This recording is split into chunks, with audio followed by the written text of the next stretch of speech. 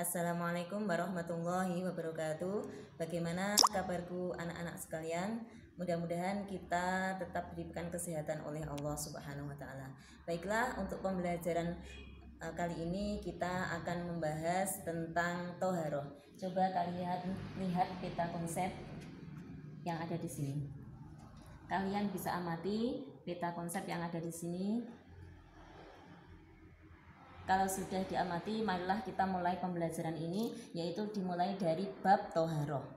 Toharoh menurut bahasa itu artinya adalah kebersihan, sedangkan menurut istilah toharoh adalah membersihkan diri, pakaian, kemudian benda-benda yang lain dari najis.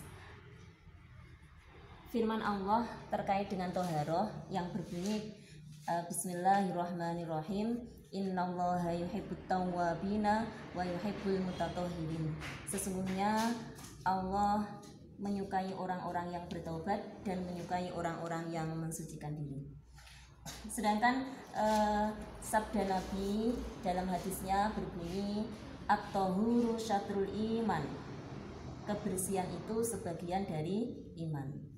Baiklah, terkait dengan toharoh, ini ada beberapa alat yang bisa digunakan untuk toharoh, atau istilah toharoh itu bisa dikatakan istilahnya dengan bersuci. Alat yang digunakan untuk bersuci itu ada 3 macam. Yang pertama berupa benda padat, kemudian yang kedua berupa benda cair, yang ketiga itu berupa debu. Benda padat yang bisa digunakan untuk bersuci itu contohnya adalah batu, kemudian kertas, kemudian daun yang kering, kemudian batu bata, kemudian kayu yang suci, kemudian pecahan genting.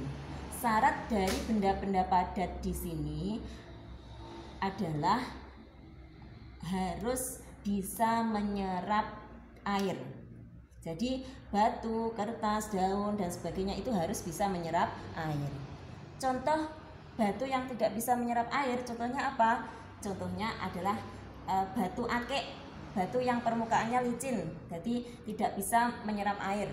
Kemudian kertas yang tidak bisa menyerap air adalah kertas minyak dan sebagainya. Benda padat di sini yang digunakan untuk bersuci ini adalah khusus untuk istinja. Istinja itu nanti akan dibahas pada bab selanjutnya. Istinja artinya adalah menghilangkan kotoran setelah buang air kecil maupun buang air besar. Alat toharoh yang kedua sekarang adalah berupa benda cair. Benda cair yaitu berupa air yang suci dan mensucikan. Air yang suci dan mensucikan, kemudian ada macam-macam air. Macam-macam air yang pertama adalah air mutlak. Air mutlak atau biasa disebut tohir mutohir, yaitu air yang suci dan mensucikan. Contoh air yang suci dan mensucikan, contohnya adalah air sumur, kemudian air laut, kemudian air danau, kemudian air sungai dan lain sebagainya. Semua air-air tersebut bisa untuk bersuci asalkan tidak berubah warna, bau, dan rasanya. Contohnya, apa bisa air-air tersebut berubah warna? Bisa saja. Contohnya, misalnya kalian di rumah memiliki sumur. Kemudian sumur itu terkena bangkainya binatang. Sehingga Sehingga sumur tadi baunya berubah menjadi bau bangkai. Maka air sumur itu tidak bisa dikatakan air yang suci dan mensucikan karena telah terkena kotoran atau bangkai atau najis dan telah berubah baunya. Kemudian yang kedua adalah air yang suci tetapi tidak mensucikan atau disebut tohir ghairu mutohir. Air yang suci tetapi tidak mensucikan itu contohnya adalah 1. Air buah-buahan. Air buah-buahan seperti air jeruk, kemudian air kelapa, kemudian air semangka dan sebagainya. Air-air itu walaupun jumlahnya banyak, apabila digunakan untuk bersuci itu tidak sah. Kemudian lagi adalah air teh, air kopi, air minum-minuman dan sebagainya, air jus dan sebagainya, itu tidak, airnya suci, boleh diminum, tetapi tidak boleh untuk bersuci atau mensucikan. Kemudian yang termasuk air suci tetapi tidak mensucikan yaitu air mustakmal. Air mustakmal adalah air bekas digunakan untuk bersuci. Contohnya, ketika kita berwudu, kemudian kita berwudu, bekas air untuk berwudu tadi kemudian jatuh di bawah, kemudian digunakan untuk bersuci, maka itu termasuk air mustakmal. Kemudian macam-macam airnya lagi, yaitu yang ketiga ada namanya air musyamas. Air musyamas itu adalah air yang makruh digunakan untuk bersuci karena terjemur matahari secara langsung dalam sebuah wadah yang terbuat dari tembaga ataupun dari besi ataupun dari logam.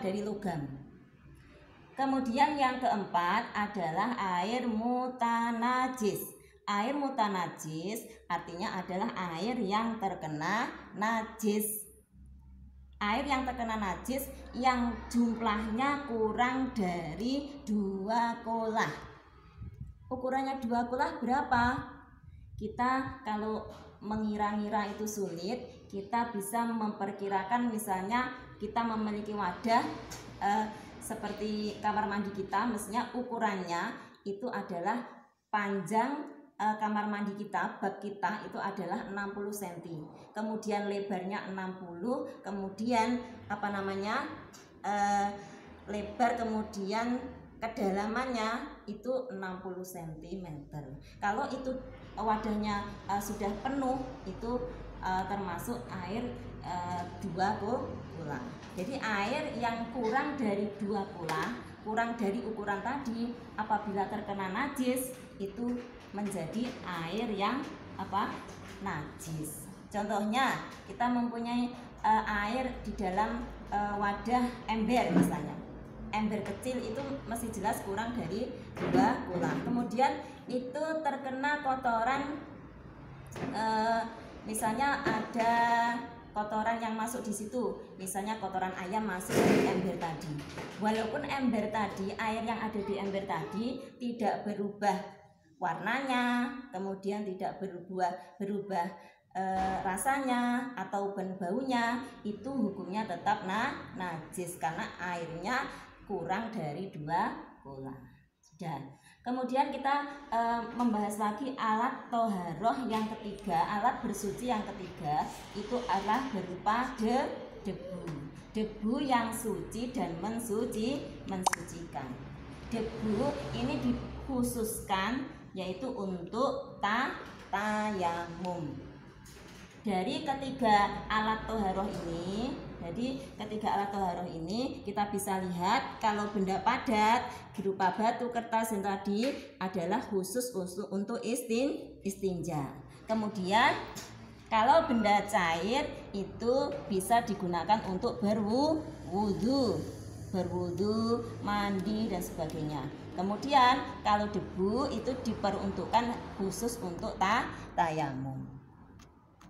Baiklah, untuk pembelajaran kita pada kali ini kita akhiri sekian.